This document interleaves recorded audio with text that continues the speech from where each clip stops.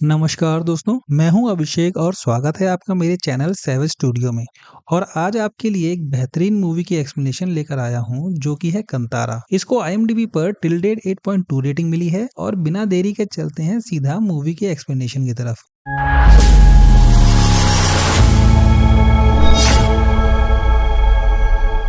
Movie की शुरुआत में हमें कहानी सुनाई जाती है कि सन 1847 में एक राजा हुआ करता था जिनकी एक पत्नी थी और दो प्यारे प्यारे बच्चे थे और साथ ही साथ उनकी खुशी को अपनी खुशी समझने वाली प्रजा। खुशहाल जिंदगी जीने के लिए राजा के पास सब कुछ था, पर इतना सब कुछ होते हुए भी राजा को कभी शांति नहीं मिल पाई। उसने कई मंदिरों के दर्शन किए और अलग अलग तीर्थों में गया। उसने हर वो कदम अपनाया जो वेदों में लिखा है, पर फिर भी उसकी आंखों को नींद और मन को शांति नहीं मिली।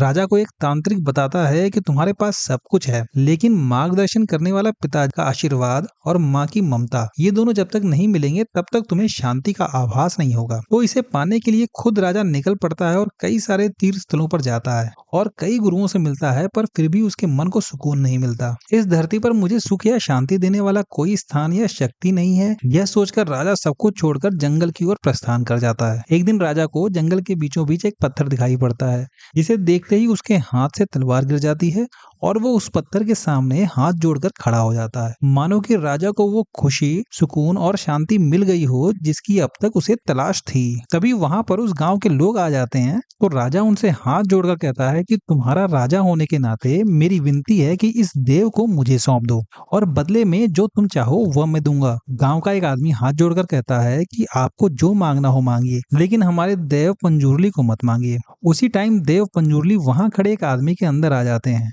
और वो चिल्लाते हुए कहते हैं कि तू मुझे अपने साथ ले जाना चाहता है, लेकिन मैं इस गांव का पंजूरली हूँ, तो अगर मैं तुम्हें सुख शांति दूं तो बदले में तू इन गांव वालों को क्या देगा। राजा को जो सुख और शांति का एहसास कर चुका था, पंजूरली को अपने साथ ले जाने के लिए कुछ भी करने के लिए तैयार था। तो देव पंजूरली चिल्लाते हुए कहते हैं कि जहां तक मेरी आवाज पहुंच रही है वह सारी जमीन तुम्हें गाँव वालों को देनी होगी, तभी मैं तुम्हारे साथ चलूंगा। लेकिन याद रखना, उग्र रूप गुलिया मेरे साथ है, तो अगर तुमने कभी वचन तोड़ा तो मैं शायद तुम्हें माफ कर दूंगा, लेकिन गुलिगा नहीं करेगा। इस वचन को निभाने का वचन देकर राजा देव पंजूरली को अपने साथ अपने महल ले जाते हैं और उस दिन के बाद से राजा की जिंदगी में सुख शांति की कभी कोई कमी नहीं रही। उसी दिन से गांव के देव मिले राजा को और राजा की जमीन मिली गांव वालों को। अब कहानी यहाँ से आगे बढ़ती है और हमें 1970 का समय दिखाया जाता है, जहाँ हम देखते हैं कि एक आदमी अपने बच्चे शिवा को राजा की कहानी सुना रहा था और बताता है कि उस दिन के बाद से ही राजा के महल में उत्सव होता चला आ रहा है। शिवा सवाल करता है कि जब राजा ने अपनी जमीन गांव वालों के नाम कर दी थी तो उसके वंशज अब जमीन को लौटाने को क्यों कह रहे हैं। शिवा की माँ कहती है कि जमीन तो उनकी ही है, तो वापस मांगना कोई गलत बात नहीं है, पर हम देव पंजूरली की सेवा करते हैं और उनको छोड़कर जाएं भी कहां। गांव में कोला नाम का एक तरह का नृत्य, जिसमें कि एक आदमी देव की तरह तैयार होकर नृत्य करता था और उसमें देव प्रवेश करते थे। जो आदमी इस प्रथा में नृत्य करता था उसी की पीढ़ी में से ही किसी को उस प्रथा को आगे परफॉर्म करना होता था। तो अब शिवा के पिताजी इस प्रथा को निभाते हुए देव की तरह तैयार होकर नृत्य कर रहे होते हैं और यह प्रथा कई सालों से चली आ रही थी, जिसमें कि सभी गांव वाले शामिल होते थे और बड़े धूमधाम से भूताकोला मनाया जाता था। वहीं पर बैठे एक आदमी को यह सब देखकर गुस्सा आ रहा होता है, जो कि राजा के ही पीढ़ी से संबंध रखता था और यही वो इंसान था जो सारी जमीन गांव वालों से वापस लेना चाहता था, जो कि राजा ने गांव वालों को दी थी। इन प्रथाओं और देव के ऊपर उसे बिल्कुल भी विश्वास नहीं था। अब हम देखते हैं कि शिवा के पिता जो कि भूताकोला परफॉर्म कर रहे थे, उनके अंदर देव पंजूरली आ जाते हैं। तो वो सभी से सवाल करते हैं कि किसी को कोई समस्या है तो वो बताएं। तो वो आदमी कहता है कि उसे अपनी जमीन वापस चाहिए, जो कि इन गांव वालों की नहीं मेरी है। इस बार देव पंजूरली कहते हैं कि तुम्हें जमीन तो वापस मिल जाएगी, लेकिन जो सुख शांति मैंने तुम्हारे परिवार को अब तक दी है, क्या वो तुम वापस कर सकते हो। तब वो आदमी कहता है कि अगर तुम वापस नहीं दिला सकते तो मैं कोर्ट तक जाऊंगा। जिस पर पंजूरली कहते हैं कि तुम्हारा फैसला तो कोर्ट की सीढ़ियों पर ही हो जाएगा और यह जमीन गांव वालों की ही है। वो आदमी मजाक बनाते हुए कहता है कि ये सारी बातें जो बोल रहा है वो नृत्य करने वाला बोल रहा है या फिर सच में कोई देव है भी। इस बात पर पंजूरली कहते हैं कि अगर तुम मुझे दोबारा देख पाओगे तो तुमसे बात करने वाला एक नर्तक है। इतना कहते ही देव पंजूरली एक मशाल लेकर जंगल की ओर भागते हैं और उसके पीछे शिवा और बाकी सभी गांव वाले भागते हैं। जंगल के बीच आते ही देव पंजूरली वहां से एकदम से गायब हो जाते हैं और बस आग की लपटें ही बची रह जाती हैं। ये देखकर सभी को यकीन हो जाता है कि शिवा के पिता सिर्फ नृत्य नहीं करते थे, बल्कि उनके अंदर सच में देव पंजूरली आते थे। और इस बात को साबित करने के लिए देव पंजूरली सच में है, शिवा अपने पिता को खो देता है। देव पंजुर्ली ने जैसा कहा था ठीक वैसा ही होता है। वो जमीन वापस मांगने वाला राजा का वंशज अदालत की सीढ़ियों पर खून की उल्टी करते हुए खत्म हो जाता है। अब कहानी यहाँ से आगे बढ़ती है और हमें 1990 का समय दिखाया जाता है, जहाँ हम देखते हैं कि गांव में एक फेस्टिवल चल रहा होता है जिसमें कि भैंसों की दौड़ होती है। कई गांव वाले उसमें हिस्सा लेते थे और यह परंपरा सालों से चली आ रही थी। अब वहां पर इस समारोह का मुख्य अतिथि देवेंद्र आता है, जिसे सब साहब कह के पुकारते हैं, और इसका फादर वही आदमी था जो दान की हुई जमीन वापस लेने के दौरान कोर्ट की सीढ़ियों पे खत्म हो गया था। अब भैंसों की दौड़ शुरू होती है तो हम शिवा को देखते हैं, जो कि अब बड़ा हो चुका है और गांव में सभी उसे एक लफंगा समझते हैं, क्योंकि वो कोई काम धंधा करने के बजाय बस अपने दोस्तों के साथ घूमता फिरता और आवारागर्दी करता रहता है। शिवा का स्वभाव काफी उग्र था, उसे सिर्फ उसकी माँ ही रोक पाती थी। भैंसों की दौड़ के दौरान शिवा और लोगों से काफी आगे था, पर सुधाकर बेईमानी से उसे हरवा देता है, जिस वजह से शिवा वहां भी मारपीट करने लगता है। वो सुधाकर की और देवेंद्र के लोगों की जमकर धुनाई करता है। हालांकि आगे पता चलता है कि वो भी देवेंद्र के लिए ही काम करता है। देवेंद्र भी उसे काफी मानता था। वो अपने लोगों को डांट लगाता है कि शिवा कोई पराया नहीं है और वो उसे फर्स्ट प्राइज देकर कोला फेस्टिवल के लिए कुछ पैसे देता है। गांव वाले भी देवेंद्र की काफी रिस्पेक्ट करते हैं, एज सच की वो सबकी हेल्प करता रहता है।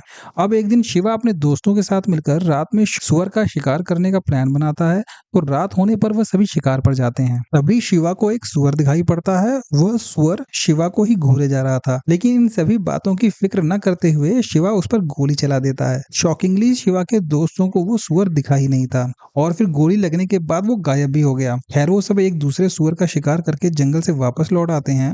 रात होने पर शिवा को एक सपना आता है, जिसमें कि वो देखता है कि वो एक बच्चा है और वही सुअर उसके सामने खड़ा उसे घूर रहा है। ये सपना उसके लिए इतना डरावना था कि उसे पसीना आने लगता है और वो जाकर अपनी माँ के पास सो जाता है। अब हम फॉरेस्ट ऑफिसर मुरली को देखते हैं, जो जंगल का सर्वे करवा रहा था।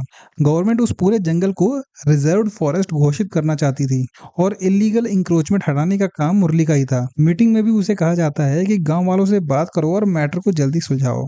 सुअर के शिकार वाले इंसिडेंट के अगले दिन फॉरेस्ट ऑफिसर को उसी इंसिडेंट वाली जगह पर, जहां शिवा ने सुअर पर गोली चलाई थी, एक बहुत सालों पुराना मुकुट मिलता है जो कोला में परफॉर्म करने वाले पहनते थे। अब यहाँ पर ये मुकुट शिवा के पिता का हो सकता, जो उन्होंने गायब होने वाली रात को पहना था। अब हम देखते हैं कि भूता कोला फेस्टिवल मनाने का समय आ जाता है, तो गांव वाले उसकी तैयारी में जुटे होते हैं और इस बार कोला यानी नृत्य शिवा का चचेरा भाई गुरुआ कर रहा था, क्योंकि कोला वही कर सकता था जो इंसान मन का साफ हो और सभी रस्मों को सही से मानता हो और करता हो। वैसे तो ये शिवा को करना चाहिए था, क्योंकि उसके पिताजी हमेशा से कोला परफॉर्म करते थे, पर शिवा मना कर देता है, ये बोलते हुए कि कोला के चक्कर में मेरी माँ का पति गायब हो गया और मुझे इस चक्कर में नहीं पड़ना है। वहीं हम लीला नाम की एक लड़की को देखते हैं, जिसे शिवा बचपन से ही चाहता था। वो अपनी फॉरेस्ट ऑफिसर की ट्रेनिंग पूरी करके गांव आ गई थी और उसे देखते ही शिवा उसके ऊपर डोरे डालना शुरू कर देता है।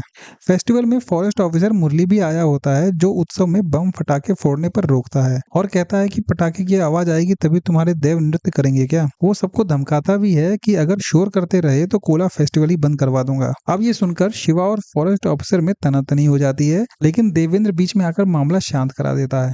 अब अगले दिन लीला के पिताजी शिवा के पास आते हैं और उससे मदद मांगते हैं कि वो लीला को वहीं के फॉरेस्ट डिपार्टमेंट में नौकरी दिला दे। अब शिवा तो लीला को पसंद करता था, तो वो देवेंद्र का सोर्स लगाकर शिवा लीला को फॉरेस्ट डिपार्टमेंट में उन्हीं के गांव में भर्ती करा देता है और इसके बाद से लीला भी शिवा को पसंद करने लगती है। अब हम देखते हैं कि फॉरेस्ट ऑफिसर गाँव में आता है और कहता है कि जहाँ पर यह गाँव बसा है वो जमीन सरकार की है, इसलिए जल्द से जल्द इसे खाली करना होगा। इस बात को सुनकर गांव वाले पुलिस वालों का विरोध करने लग जाते हैं और इसी बीच पुलिस ऑफिसर और उनके बीच झगड़ा चालू हो जाता है।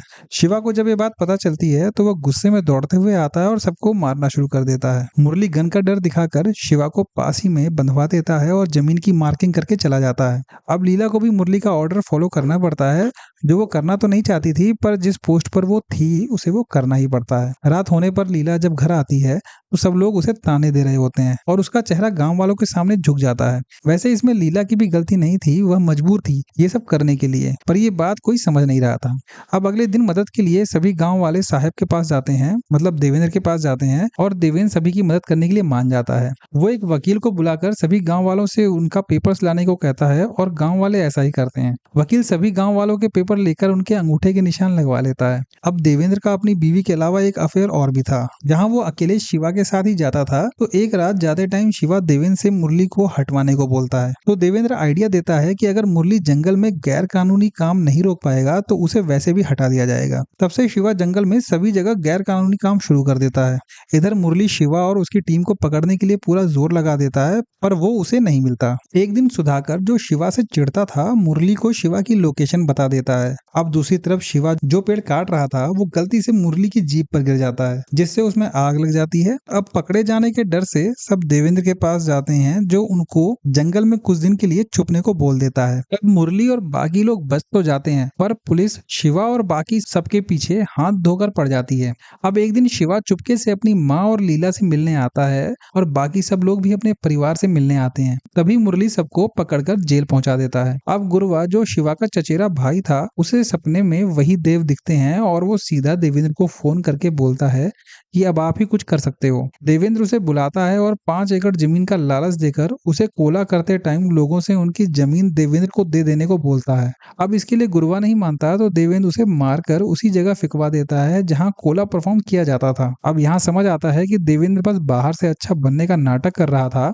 यहाँ तक कि जब मुरली जंगल को रिजर्व फॉरेस्ट बनाने के लिए रजिस्ट्रार ऑफिस जाता है तो पता चलता है कि वो सारी जमीन ऑलरेडी देवेंद्र के नाम हो चुकी है। मतलब जब देवेंद्र ने सभी गांव वालों के साइन करवाए थे तब वो उनकी हेल्प नहीं कर रहा था, बल्कि सबकी जमीन अपने नाम करवा रहा था। अब ये बात मुरली को पता चल जाती है, लेकिन वो कहता है कि अगर ये एरिया रिजर्व फॉरेस्ट घोषित हो गया तो देवेंद्र के पेपर्स बेकार हो जाएंगे, जिसके सारे कागज मुरली तैयार करवा चुका था। अब ये बात देवेंद्र को पता चल जाती है तो वो मुरली को रास्ते से हटाने के लिए शिवा का इस्तेमाल करने की सोचता है। तक एक मुरली का जानने वाला आदमी शिवा को बेल पर बाहर निकलवा लेता है। गांव जाने की बजाय मुरली सीधा देवेंद्र के पास जाता है, जहां देवेंद्र उसे शराब पीने को देता है और वो शिवा को बताता है कि गुरुवा को मुरली ने मरवाया है। और नशे की हालत में शिवा इस बात पर यकीन कर लेता है। वो हथियार लेने लोहार के पास चला जाता है, जहां वो लोहार उसे बताता है कि उसने गुरुवा को देवेंद्र की जीप में कहीं जाते देखा था और लौटते हुए गुरुवा उसके साथ नहीं था। अब शिवा की आंखें खुलती हैं और उसे समझ आता है कि वास्तव में गुरुवा की हत्या मुरली ने नहीं, देवेंद्र ने की है। वो सीधा देवेंद्र के घर जाता है। एक बार देवेंद्र के नौकर ने गांव वाले को इसलिए मारा था क्योंकि वो उसके घर के अंदर घुस रहा था, लेकिन आज शिवा सीधा देवेंद्र के घर में घुसकर उनके यहाँ खाना खाने बैठ जाता है। देवेंद्र भी समझ जाता है कि शिवा को सच पता चल चुका है। अब शिवा देवेंद्र को कोला में आने को चैलेंज करके वापस लौट आता है। रास्ते में उसे अचानक से उसके फादर दिखते हैं, जिससे उसकी बाइक स्किड हो जाती है। जब वो उठकर देखता है तो वहां सच में एक मशाल पड़ी थी, जिसे उठाते ही उसे एक सुअर दिखाई देता है जिसने देव के आभूषण पहने हुए थे। अब आपको एक बात और बता दें कि शिवा को बीच बीच में अपने फादर के गायब होने के और एक सुअर के हेलुसिनेशन आते रहते थे, जिसे वो अपना वहम समझता रहता है। यहाँ वो सुअर से भागने की बजाय उसके पीछे जाता है तो वो एक्चुअल में वहीं पहुंच जाता है जहां उसके फादर गायब हुए थे। अब ये हेलुसिनेशन नहीं था। खैर, नेक्स्ट सीन में दिखाया जाता है कि सभी गांव वाले इकट्ठा हो चुके हैं और उन्हें भी सारी सच्चाई पता चल चुकी थी। फॉरेस्ट ऑफिसर मुरली भी गांव वालों के साथ था और वो इनको समझाता है कि अगर इसे रिजर्व फॉरेस्ट डिक्लेयर कर दिया तो गांव वालों को गवर्नमेंट से वहां रहने की परमिशन मिल जाएगी और तब देवेंद्र भी कुछ नहीं कर पाएगा। तब तक शिवा भी वहां पहुंच जाता है, जो ऑलरेडी सब कुछ जानता था। वो सबको ये भी बताता है कि गुरुवा की हत्या देवेंद्र ने की है। सब बात कर ही रहे थे कि तब देवेंद्र ढेर सारे आदमियों को लेकर वहां पहुंच जाता है। वो सबको बोलता है कि या तो गांव छोड़ दो या तो मरो, जिस पर उसके आदमियों और गांव वालों में जबरदस्त लड़ाई शुरू हो जाती है। इसमें फॉरेस्ट गार्ड्स भी गांव वालों का साथ दे रहे थे। दोनों तरफ के काफी लोग मारे जाते हैं, पर देवेंद्र के पास ज्यादा लोग थे तो उसका पलड़ा भारी पड़ रहा था। सुधाकर भी, जो देवेंद्र का साथ दे रहा था, अचानक शिवा की मदद करने लगता है, जिस पर देवेंद्र उसे गोली मारकर खत्म कर देता है। इसका मतलब एक्चुअल में सुधाकर दिल से बुरा आदमी नहीं था। खैर, देवेंद्र का एक बहुत पावरफुल आदमी शिवा को उठाकर देव के मंदिर में फेंक देता है, जो दीवार तोड़ते हुए मंदिर के पीछे गड्ढे में गिर जाता है, जिसका सिर एक पत्थर से टकराने से उसका खून उस पत्थर पर गिर जाता है। अब उसको घसीटकर गांव वालों के सामने ले आता है और देवेंद्र कहता है कि शिवा मर गया और वो सब हार चुके हैं। सारे गांव वाले दुखी होते हैं और उसकी मां रोने लगती है। अब जिस पत्थर से शिवा के सिर में चोट लगी थी, एक्चुअल में ये वही पत्थर था जिसे राजा अपने साथ लाया था, मतलब देव पंजूरली वाला पत्थर। हम तभी शिवा के फादर के स्पिरिट को देखते हैं, जो कोला नृत्य वाली ड्रेस में शिवा के ऊपर जोर से चिल्लाती है, जिससे शिवा तुरंत उठकर खड़ा हो जाता है। अब मुझे तो लगता है कि यहाँ पर वो उसके फादर की स्पिरिट नहीं थी, बल्कि स्वयं पंजूरली देव थे। शिवा खड़े होते ही देवेंद्र के सभी आदमियों को मारना शुरू कर देता है। अब खास बात ये थी कि ऐसा लग रहा था कि उसे उग्र रूप गुलिगा ने पजेस कर लिया हो, जिसे गांव वाले भी समझ जाते हैं और हाथ जोड़कर खड़े हो हो जाते हैं। हम पंजुर्ली और गुलिका के बारे में एंड में डिटेल में बात करेंगे। खैर शिवा देखते ही देखते देवेंद्र के सभी आदमियों को खत्म कर देता है और देवेंद्र को उसके किए के लिए कन्फ्रंट करके पंजुर्ली के कहे अनुसार अपना उग्र रूप दिखाते हुए उसे भी खत्म कर देता है। अब मूवी लास्ट के 10 मिनट में तो देखने वालों के रोंगटे ही खड़े हो जाते हैं। उस समय बात का टाइम दिखाया जाता है और लीला पेट से थी एंड शिवा कोला नृत्य परफॉर्म कर रहा था, जिसमें वो मुरली को गांव के लोगों की जिम्मेदारी देता है। तभी जंगल से उसे उसके फादर की आवाज सुनाई देती है और वो सेम अपने फादर की तरह मशाल लेकर जंगल में भागता है, जहां उसे उसके फादर दिखाई देते हैं और वो दोनों नृत्य करते हुए गायब हो जाते हैं। अब नेक्स्ट सीन में ये कहानी एक आदमी एक बच्चे को बता रहा था जो एक्चुअल में शिवा का ही बेटा था। मूवी यहीं पर खत्म हो जाती है। अब पंजुर्ली और गुलिका के बारे में थोड़ा सा जान लें। पंजुर्ली और गुलिका को तमिलनाडु के तुलुनाडु रीजन के गांव में पूजा जाता है, जहां पंजुर्ली प्रॉस्पेरिटी और फर्टिलिटी को रिप्रेजेंट करते हैं और दूसरी तरफ गुलिका एक उग्र डिवाइन स्पिरिट है जो एविल स्पिरिट से लोगों की रक्षा करते हैं। गुलिका को एक्चुअल में पंजुर्ली के मंदिरों का क्षेत्रपाल माना जाता है। तभी मूवी की स्टार्टिंग में पंजुर्ली में पजेस्ड आदमी ने कहा था कि अगर अपना वचन तुमने तोड़ा तो शायद मैं माफ कर दूं, पर उग्र रूप गुलिका माफ नहीं करेंगे। गुलिका को संहारक और दंड देने वाला देवता माना जाता है। वह लोगों को सच बोलने के लिए मजबूर करते हैं और झूठे को दंडित करते हैं, जैसा मूवी के एंड में दिखाया गया था। अब इनके बर्थ के बारे में बात करें तो पंजुर्ली देव को माँ पार्वती का पेट माना जाता था, जिनको गार्डियंस को डिस्ट्रॉय करने के कारण शिवाजी ने खत्म कर दिया था। अब पार्वती जी का गुस्सा शांत करने के लिए उन्होंने पंजुर्ली की आत्मा को पृथ्वी पर भेज दिया, जहां वो तमिलनाडु के तुलु एरियाज में प्रॉस्पेरिटी और फर्टिलिटी के लिए पूजे जाने लगे। दूसरी तरफ गुलिका को माता पार्वती ने राख में मिले पत्थर से बनाया था। ये भी कहा जाता है कि गुलिका भगवान शिव के पसीने की बूंद से जन्मे थे और वो बहुत ही उग्र हैं। और गुलिका की भूख जब शांत नहीं हो रही थी और वो सारी पृथ्वी ही खाने जा रहे थे, तो भगवान विष्णु ने अपनी एक उंगली खिलाकर उनकी भूख मिटाई थी। भगवान विष्णु के आदेश पर वो पृथ्वी पर पंजुर्ली के साथ मिलकर लोगों को प्रोटेक्ट करते हैं। जहां तक कांतारा मूवी की बात करें तो इस मूवी का डायरेक्शन बहुत ही शानदार था। स्टोरी में ऐसा कोई खास सस्पेंस जैसा नहीं था, पर फिर भी एक्टर्स की बेहतरीन परफॉर्मेंस के चलते इस मूवी को लोगों ने काफी पसंद किया। मेरी पर्सनल राय में तो ये मूवी बहुत बढ़िया थी। तो फिर इसी के साथ वीडियो को यहीं खत्म करते हैं और फिर मिलेंगे एक नई एक्सप्लेनेशन के साथ। तब तक के लिए stay safe and goodbye friends.